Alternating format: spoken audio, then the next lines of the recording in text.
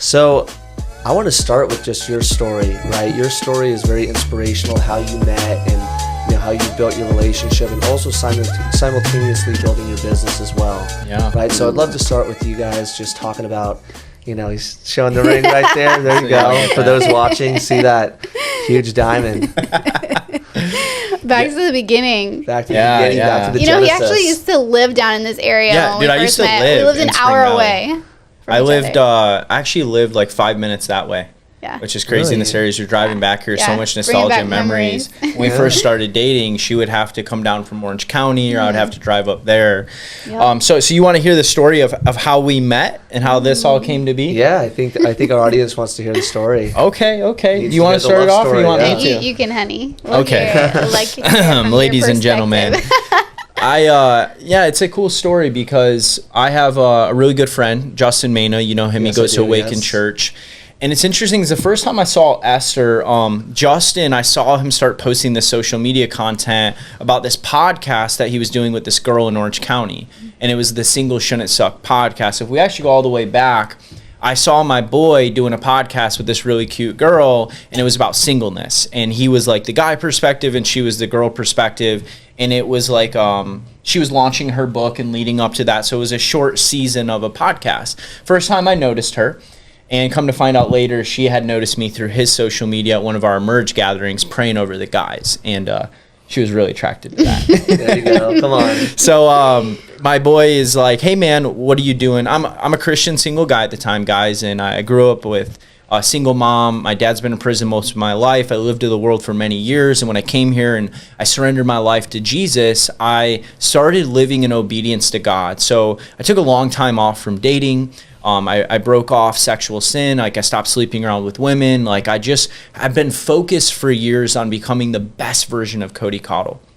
My mentor told me, he said, Cody, the thing is, you're going to meet your wife one day by focusing on you and running hard and fast in your lane. Mm-hmm. And one day you're going to be running so hard and fast, focus on being the best man that you can be, that you're going to look to your right and she's going to be running beside you. That's like the cheesiest thing you could ever tell someone. She always makes fun of me because I'm cheesy. But did it come to fruition? 1,000%. You know why there's cheesy quotes? Because they are real. Yes. They work. There's a reason we say them so much. Absolutely. Yeah. Tried and true wisdom over the course of human history. Yeah, Wow. so to speed it up, Justin's like, hey, man, what are you doing on Valentine's Day? Nothing. What do it's Single Awareness Day. I'm single, bro. What do you want me to say? Like, you trying to ask me out on a date? And he's like, no, man, there's this a Christian singles event that my friend Mel's putting on. If you know, you know. I don't know if you've heard of Mel and her events. Yeah. And he's Shout like, out to Mel. you should really come. And I was like, no, I'm not going to go. And he talks me into going. He's like, man, some of our friends are going. Just come. It'll be a great time. What else are you going to do? So I buy a ticket to go to this event, and come to find out, Esther is there to launch her book, Single Shouldn't Suck. So what a really good marketing strategy, babe. Oh, yeah, for sure. And because she's launching a book for singles at a single event on Valentine's Day, you can't get better marketing than that. And Justin doesn't show up, by the way, guys. So Justin, I'm really glad I met my wife because of you, but you still didn't show up, and that's still a little frustrated about that. But I met her in the line. I'm going to pass it over to you here. So that's me getting to the event. Yes. And what happened from there? Yeah. So we met in the line, and at first I didn't recognize you. You look different in person. And then you hotter. Yeah, he's way hotter. I'm like, oh my gosh. And then we just hit it off, and then you came to my book table after, and you were flirting. There was a tension. There was definitely like a tension. A little edge, yeah. But there were a lot of tension, single people there, right? So I mean, like, we were both meeting tons of single people. We were like, okay, yeah, here's my number, But honestly, he was the only person I gave my number to that night, and and so I think. Then he bought my book. I want to pause there because I went up to her table, and then I had my boy a different Justin with me, actually, not Justin Mena. And I was like, hey, I would love to buy a book for my friend and myself, but I have a rule and one condition if you'll do it. And no, I didn't ask for her number in that condition, but I said I have a dream one day, and this is a true story, guys. I'm not just making this up, of throughout my life in entrepreneurship, what I've done, I've met a lot of people that have been authors and wrote books, some that are very well known, some that are just starting out. And I often have them sign their books and write me a message. And my dream one day is that I'm going to leave behind my library of books to my children. And I'm going to get to sit with my kids on my lap and open these books and tell them the story of the author. They're going to be like, wow, Dad, like this author like signed the book and wrote you a note. So I tell her this like vision I have of one day getting to share that with my children. And I think she just fell in love with me in the moment, to be honest. But so anyway, so she agrees. And then she hands me the book. I open it up. I'm like, oh, there's a really nice note here. Like she wrote for me. This is awesome. That's what I wanted. And I'm standing there and 30 seconds later, she rips the book out of my hands. Ooh. And I'm like, what the heck is this girl doing? She's nuts. Yeah. And she's smooth. I thought I was like, maybe she like made a spelling error in it or something. She hands me the book back and says nothing. And I open the book and I see her number. Whoa. And I was like, let's go. Come on. So that was how I got her number. Mm-hmm. And then what happened after? And then I never heard from him again. What? Okay, wait. You ghosted her? So you know how like you're supposed to actually wait to like text the girl like a day or two, you know? No, I got in the car and texted her. Yeah. You know, I was excited. I just met this girl. So I didn't hear back from her. She ghosted me. Meanwhile, I went home and I literally told my roommate, I'm like, I just met the love of my life. I'm in love. Like, but I'm extreme. That's not the first time I've ever said that. Yeah, we're both very extreme. I'm extreme, but I'm like, he really stood out to me. There were a couple other guys that asked me out too, but I mean, like, I'm like, oh my gosh, like this guy. Hey, if you know, you know. If you know, you know, which is not true, but whatever. We won't go there right now. Go ahead, honey. So I text her and I don't hear back. And then I have a podcast. Shout out to the Cody Show. And I was like, well, this girl, you know, I like her. She gave me her number. I texted her. She didn't text me back. I'll just DM her on Instagram and ask if she wants to come on the podcast. I need more female guests. She's an author. She has an incredible message. So I DM her and I'm like, hey, would you be willing to come on my podcast? I'd love for you to share your message with the world. She blasts me. She's like, are you kidding me? I gave you my number. And then you DM me and ask me to come on your podcast? Well, it was so weird, though, because, like, he was DMing me all day. We were having, like, this full-on conversation in my DMs, and I'm just thinking, like, I gave you my number. Why are you texting me? So I actually thought he was, like, a player or something. I don't know. He was flirting with me in our DM conversation, or I just couldn't tell if you were just being flirty in general but weren't into me. So, like, as a woman, you're just, like, trying to decode it. You're like, what is this? And you're like, what is this hey, mean? And she's like, he's flirting with me. I told exactly. She was decoding. I was decoding. Decoding it. All right, wait. So she blasts me, and I'm like, she's like, you didn't text me. And I texted her, guys. No, I said, actually, it was really more tactical. I really thought about this. And I said, I was like, wow, you're the first guy that I've given my number to and offered me a business opportunity instead of just calling me or texting me. Probably was that. And I said it but like in my really mind, I just way. felt slapped in the face of like, you didn't even text me. But I had to like laugh it off, right? Because otherwise, like, it's embarrassing. But wait, I texted her. So then I'm like, what do you mean I texted you? And I screenshot the photo and then send it on Instagram in the DM. And she's like, that's not my number, dummy. And I'm just like, she probably said it nicer than that. That's how I interpreted it. And I had mixed up like a 9 and a 4. I don't know if it was a 4 for a 9 or not. You know how some people write like a 9? So I texted some random person this really beautiful text that I really thought out, by the way, on Valentine's Day. Never heard back from them. They ghosted me too. But and then from there, we're like, oh, so I got her correct number. What happened after that? After that, I mean, the rest is history. The waterfall's really good to share. Oh yeah, our first date. I mean, this whole podcast is not about how we fell in love, but I mean, it's going to inspire other people to fall in love. That is true. I will say the beautiful thing about that process is that, I mean, we were talking for just a month. We didn't have our first date for a month into talking because he had met some girls that night that he wanted to pursue, like getting to know them too, which is totally fine. I'm all for that. Have like your options. I had other options too, and we had a lot of trips planned and stuff. Yeah, so she went to Hawaii. We wanted to be present, but we still wanted to continue building a friendship. So I think that was the cool part was we were intentionally getting to know each other, but like living our life. I want to hit on this actually because tactical advice. So I met Esther and 2 other girls. I went from like just living in my singleness and really loving it and enjoying it to really having options and like wanting to pursue something. And guys, for the guys out there, right, like I think we have to operate in integrity. We have to honor women. We have to not be seeking women just for physical, but we also, it's okay to go on a date with several women, to get to know them, to have coffee, to find out. Now, what I will say in that period of my life, and this is like advice, I knew it was not okay to keep dating multiple women. So I went on a date with 3. I narrowed down to 2. I went on a second one with 1. And then I just went on a date with Esther, our first date.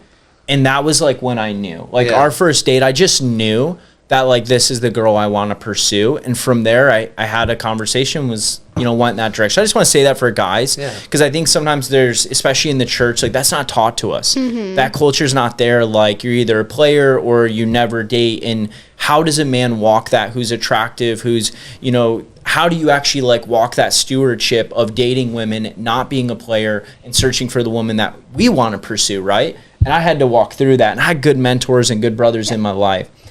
But I got to say, the date was epic.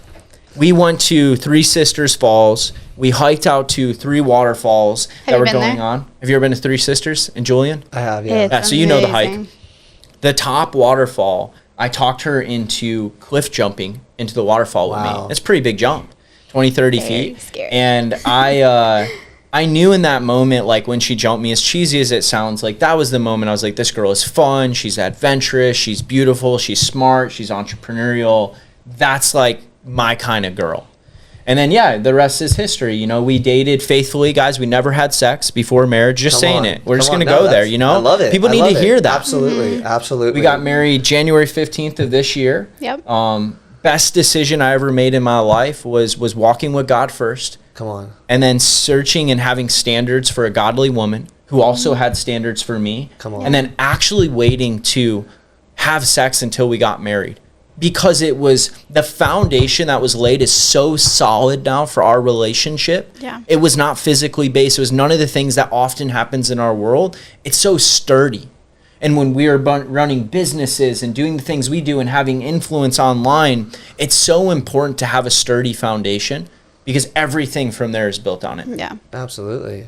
No, I love that. And I'm glad that you're talking about your courtship and how you guys went about that in the Christian traditional sense, right? Because as we know, right, the world is attacking us and, trying to, have us chase, sins of the flesh, right? I mean, it's so available with TikTok and Instagram and OnlyFans, whereas you guys walk the walk faithfully, right? In purity, right? And that is so rare. And I think that, for one, commended and should be talked about, right? Because in our day and age, the marriage rate is very is low, right? It's like 50-50, right? Of if a marriage stays or divorces. And from what I've read is that those going into a marriage, right, the more partners that you've had, the chances decrease. I don't know if you guys agree with that or not. Oh yeah, statistically it is. You are 20% more likely to have a relationship, a marriage that is sustainable over time, long lasting, and more fulfilling. If you have only slept with that same partner, or you have fewer partners before entering into that marriage. So there's been research. This is not just like a religious thing. And also, this is something that, I talk on quite often. And a lot of people, especially from the world, they just like kind of blame this like brainwashing mentality on like Christians trying to brainwash, a cult style of like people into, they think that this is like something that we haven't thought through, the commitment. But it's not even central to just Christianity. There are many other religions too that also subscribe to this because they see the benefit of it. Obviously for believers, it's because it's out of obedience to the Lord, and because we also know that like in honoring him, we're living a blessed life, and we want intimacy with Jesus. And so he says, if you love me, you'll keep my commands. So for us, it's more personal in that way, but it goes beyond that. It goes beyond even your religion. Absolutely. So good, babe. Absolutely. I could not agree more. My parents, they celebrated, they got married in 88. So that would be 36? Yeah, I think so. Yeah.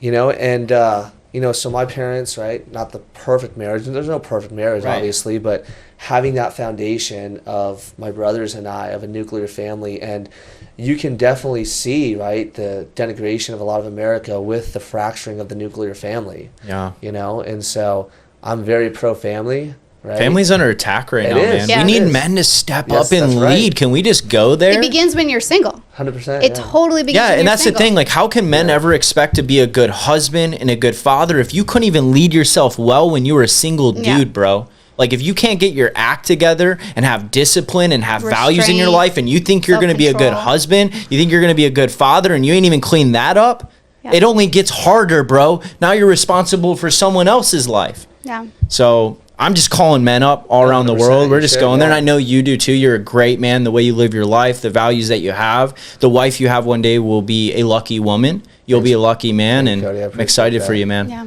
Yeah, no, these are things that need to be fleshed out and talked about, right? Because, you know, there is an attack, right? We're going into Emerge next week. Come you on. know? That's going to be amazing. Just Yeah.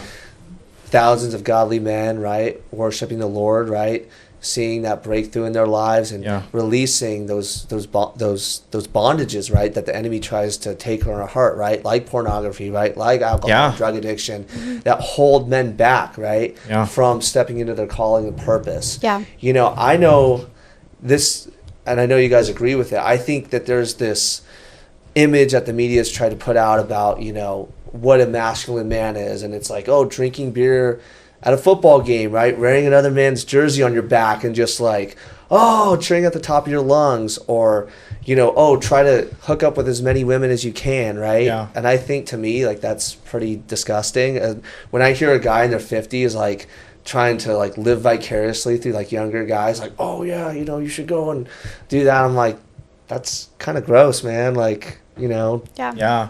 I mean, I agree 100%. I think the image of manhood has been so distorted, and I like to take everything to biblical principles because it's truth and it's foundation. It's not hearsay, right? Yes. But when God created Adam and placed him in the garden, he created man first to have dominion over the earth.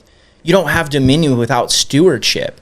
First thing he did was tell Adam to name the animals. Well, why does that matter, Cody? Why are you bringing up a podcast? We gave him a job. We gave him a responsibility, which tells us that men have a call of stewardship, that we're called to work and have purpose because it brings meaning to our life. But then it wasn't good for man to be alone.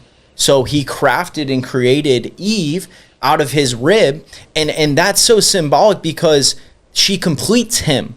But he covers her, he protects her, he leads her, he provides for her. This modern day man is, and people don't realize, like, I've run marketing companies, I'm an entrepreneur. Between the two of us, we've started 10 businesses in like the last decade. And yeah, half have failed, but half been really successful. That's the entrepreneurship journey. But you learn that the marketing going on in the world, it's all corrupt. Yes. Man, like there's sin in, there's enemy doing his thing, but it's also corruption. Like Bud Light wants you to drink beer, bro. So they're literally marketing millions of dollars for that because that's their ideal client. Yes. The fat, overweight, beer drinking football player is great for business. But you know what? He's terrible for family. Dude, you cannot be a good dad if you're drunk all the time. How can Amen, you be yeah. there present for your wife, for your kids, for your family? How can you be cognitive all the time? How could you protect your family if someone wanted to hurt them if you're drunk all the time? So I think like we're under attack and consumerism and a lot of things that we don't have to go into right now. We could riff on that in another episode I could get into. But men, knock it off. Step up. Stop being a pussy. Oh, shots fired. I love it, Cody. Come You on, might man. need to bleep out that. You know, I'm a Christian man. I have big influence in leadership, but at some point, like men were designed to be rough on the edges a little bit. Yeah. That's how you get through to a man. 100%. It's not just soft and man, you just yeah, you do need Jesus. But I'm not gonna, man, you really need Jesus, man. I'm gonna pray for you. No, I'm gonna be like, bro, you're a disaster right now. Yes. You want to have a wife one day? Do you want to have kids one day? Do you want to lead your family? Do you want to be successful in your career? Get your stuff together. Yeah. Point blank, period. And the soft mushiness is why men aren't being that. 100%. You know, men have to face reality, right? They have to face their demons. They have to face their obstacles, and they have to have that tough love. I mean, for me, you know, gone through some rites of passage, right? Playing football growing up, right? Marine Corps, now Come on. Army, right? So instilling that discipline, instilling that drive of, not just being accountable to myself, but now accountable to other people, right? So this past weekend, right, I'm in the Army Reserves. I'm the commander of my unit, so I'm in charge of the well-being of 110 people, right? So we're going out doing this training, and for number one, right, we're training on our weapons, right, going through these drills, and number one priority is safety and accountability. Safety for the soldiers and accountability for the millions of dollars of equipment that we have out through weapons and vehicles and all that stuff. Yeah. Right. And so, it's a head on a swivel mentality, right? Because I got to be, I got to take care of myself, right? But also these people, right, their well-being is dependent on me, the decisions I make, right? So the decision I had to make on Friday, right, it got really windy out in the desert where we were training, right? And so, there were things falling over, right? We had one soldier hit it, got his shoulder hurt, right? And so I made the decision of, weighed the options, talked to my NCOs, talked to my first sergeant. What do you think we should do, right? Well, it's really windy, soldiers could get hurt, right? I'm like, okay. I'm going to call it, right? And that was kind of a tough decision because a part of me is like, let's just push through, but the other part of me is like, the safety and well-being of the soldiers, right? And so, just on that note, right, of, the military teaches a lot, right, to be accountable, to other people, and therefore you have to be accountable to yourself. Yeah. Yep. It's implications of leadership. 100%. And I will also say that you needed strategy in order to execute that well. Yeah. And you needed a vision for leading your team. Yeah. And that's a lot of what we want to embody in our life is not just in our marriage, but before that, in singleness. What's the strategy here, guys? Is it just the dating apps? Is it just you're just by default, I'm just gonna, whatever happens. No, what's the vision that you want for your future? What type of husband do you want to be? What type of wife do you want to be? What type of mother and father do you want to be? And that is living life by design, not by default. And I think that so many people are just a product of their environment. They're a product of society and culture. And we need to stand up and start living counterculture. Amen. We need to start. We need to get a vision for your future when you're single, and get strategy to empower you to achieve that vision. Yeah, I love that, Esther. I know Cody. He just talked about what being a Christian, godly man is. I'd love to hear your perspective on what it means to be that godly woman that's setting themselves up to to be a wife or mother, right? He just talked about. Yeah, and I would love to speak into that. And I also want to include in that description is that is just one component of why God created us, right? Like you said that Eve completed Adam, and I agree with that. But in the perspective completion, she was a new perspective that he couldn't see, and she had a design, different chromosomes, which I know is super controversial, but our DNA is different. DNA don't lie, guys. It doesn't, and that's such a beautiful thing to celebrate. And so I think that as a woman, embodying the original design that we were created with is such a gift. Yeah. But I think Femininity. that regardless if that you feel you lean more feminine or lean more masculine, I mean, we're always going to have our uniqueness about us. But I think what's most important is just following after, not tradition, but truth. Okay, because I think that there's such a cultural clash between those who are of the faith, and which is most of your audience believers, would you say?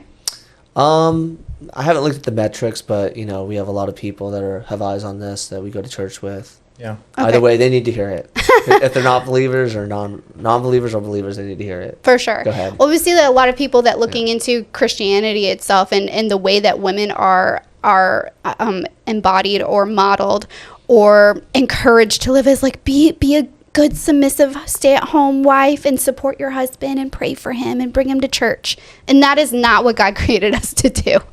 That is not that. No, we have a beautiful identity with purpose, with passions, with dreams, ideas, and we're supposed to co-labor.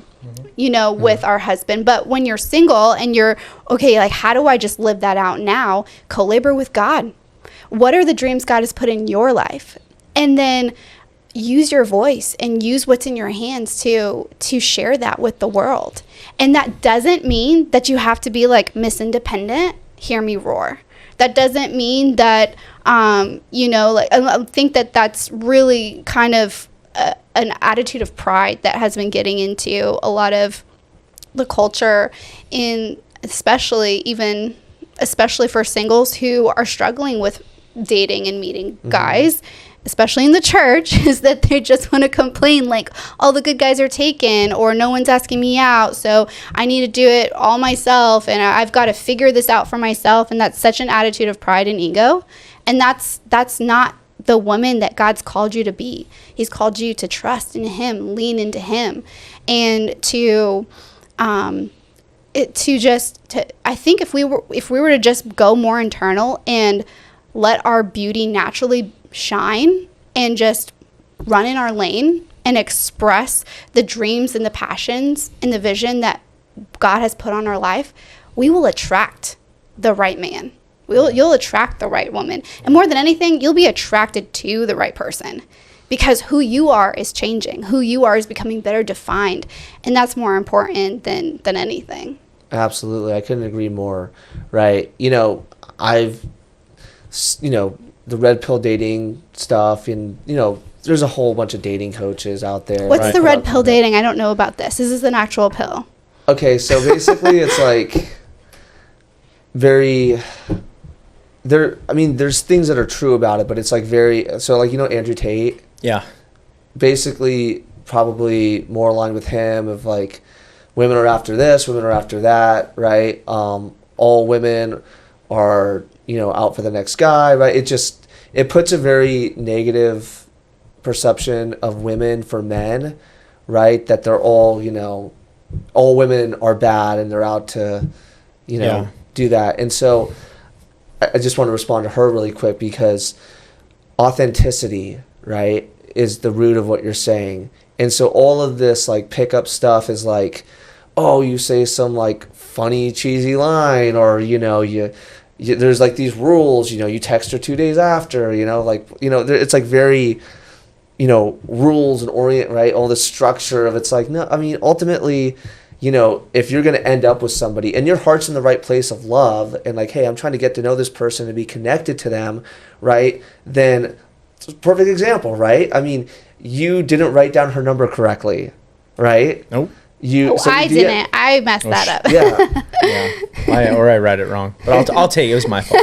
Always take ownership. There you go. Take ownership. And so people in the pickup community might say, oh, you know, that ruined your chances with this person, right? Because you didn't, you know, text her. It's right? all BS. It's all BS, right? Because ultimately, right? And again, if your heart's in the right direction, and if your heart, right, is set on dating with intentionality to connect with this person for a relationship and marriage, then ultimately, like, authenticity, right? And so I had this conversation, right, of when people say, oh, you know, you've heard, like a woman wants a guy who's over 6 feet, makes 6 figures, six pack, blah, blah, blah, right?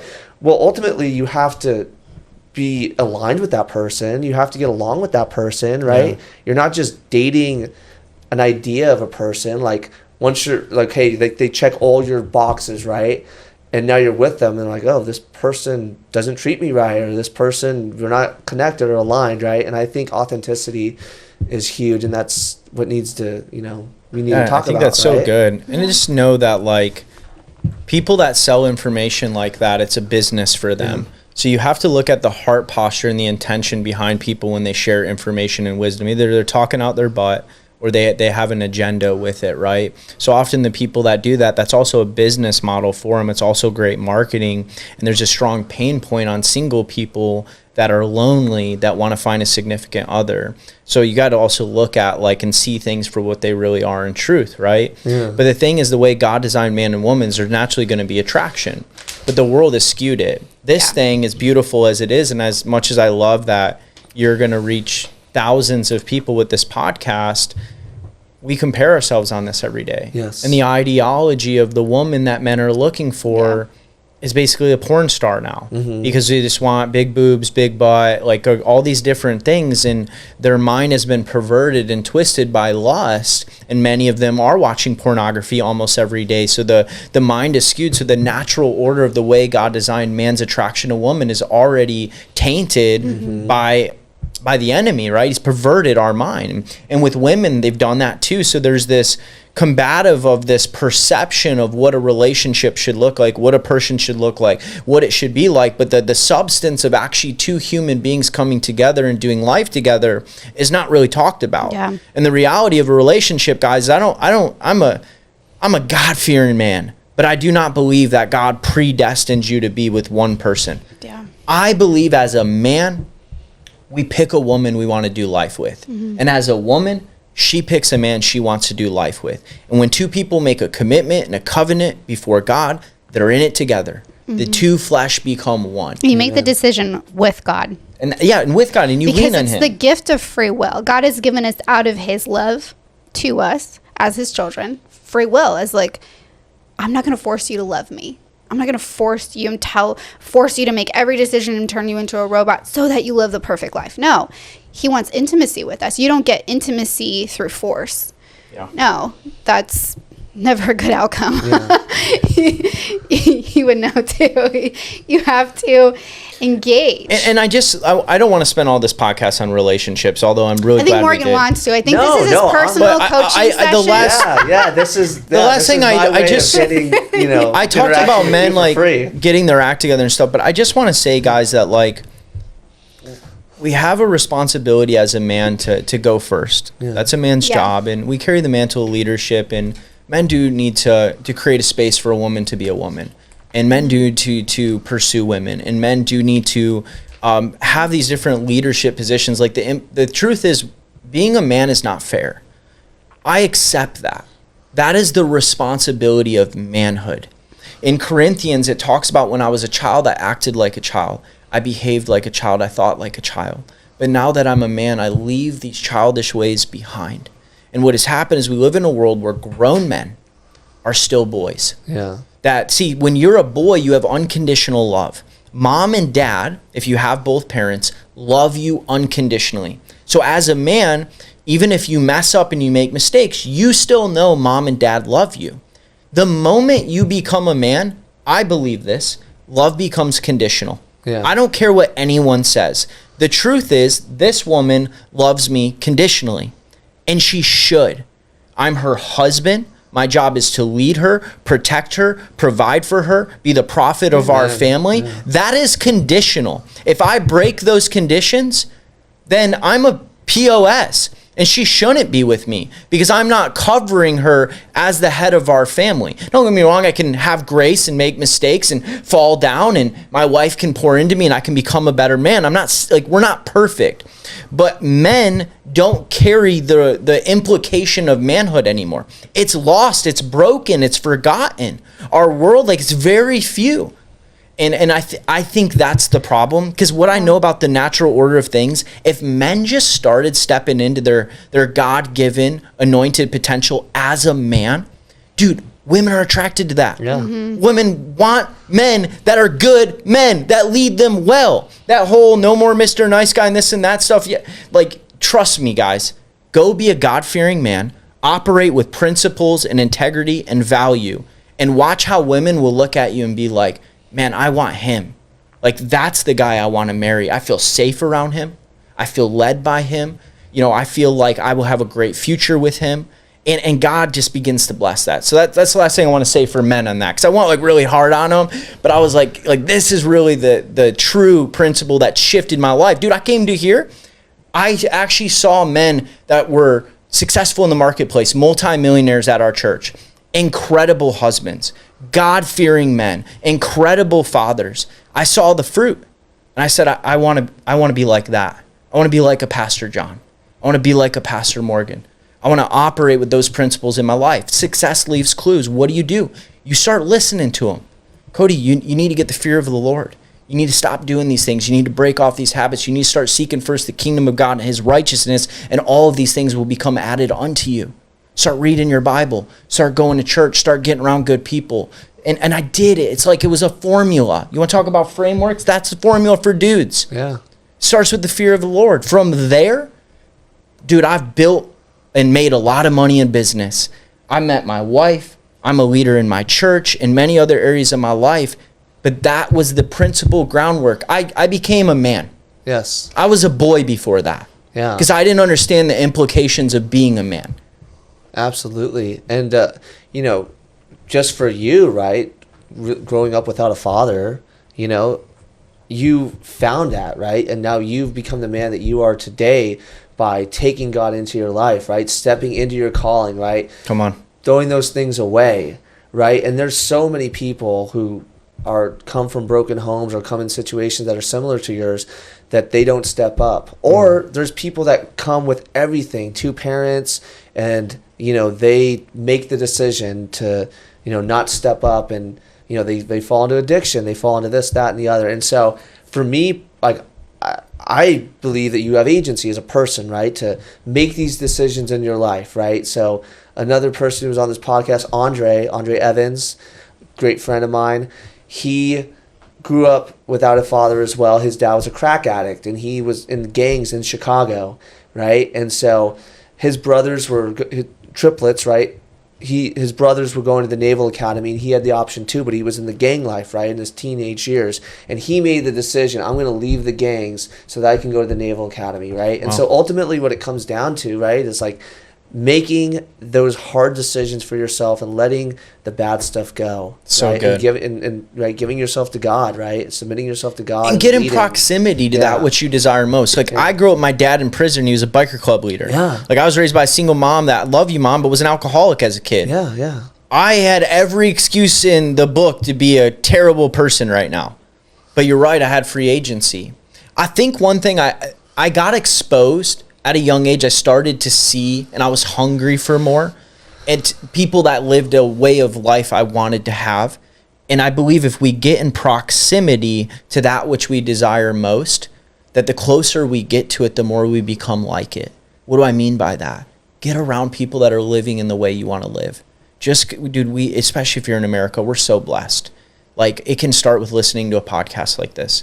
While you might be in the broken home, parents might be crackheads, listen to the podcast every day. Start feeding your mind some good information.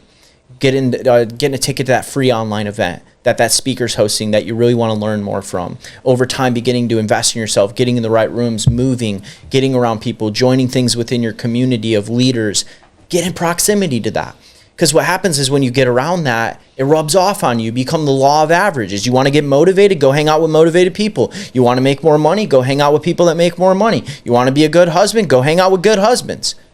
Success leaves clues. Yeah. Human beings don't do that, though. We default to our mediocre, average, conform life most of the time. Not everybody. Most people go to the default. They're comfortable with how life is. They accept life for how it is. And then every once in a while, there's that one in that environment. And I'm the one. Amen. Just like Ed Milet says. You're the king. I want more than this. I don't want to live like this. I don't want to be a drug dealer like my dad. I don't want to be an alcoholic like my mom. I don't want to not get married like my parents never did. I don't want to not have a relationship with God. Like, I want all of those things. I want to be a good man. I want to stand for something. I want when I die that people said I made a good impact on the world, that my life wasn't meaningless, that I don't just exist, that I actually live for something. So I looked for guys like you, great people that are going for it. And I said, how do I get in the room with them? How do I get around them? How do I get in proximity? And as a young man, it started with podcasts. It started with books. It started with YouTube channel. It started with buying tickets to events. It started with asking that successful guy at my church if I could buy him breakfast, just so I could get a little bit of time with him. And over time of being a good steward of what was given to me, my promotions came. People started inviting me into those rooms. So frameworks are important to me. That's a framework someone can use. Absolutely. I love it, Cody. Wow. There's so much there that I think our listeners are going to be able to take in and be inspired by, right? Your story, and then just the call to action and the power behind your words, right? The passion, right? To see that you're living it, right? You're not just saying it, you're living it, right? And that's what people need to see, right? In addition to hearing, right? Yeah. Well, my words would mean nothing. Absolutely. They would have no weight if I didn't walk this out. You only can fool people for so long on social media, guys. At some point, people meet you offline, and they're going to ask themselves, is this the same guy I see on Instagram in real life? I don't know about you, bro, but I don't want to be an influential person on Instagram, and then you meet me in person, you're like, that dude was nothing like what he posted on Instagram. And I think that, thank you for that. I received that, but I just want to say that we live in a world where people can fake it right now. Yeah. They can put it all out there like they got, and I don't got it all together. I got my flaws too. Yeah. But my hope is, as you get to know me, as we become deeper in friends, that you see I do my best to be the same man I am offline that I am online. Absolutely, Cody. Absolutely. Well, I want to pivot into business. Talk about the business favorite that you guys thing have together. Let's go.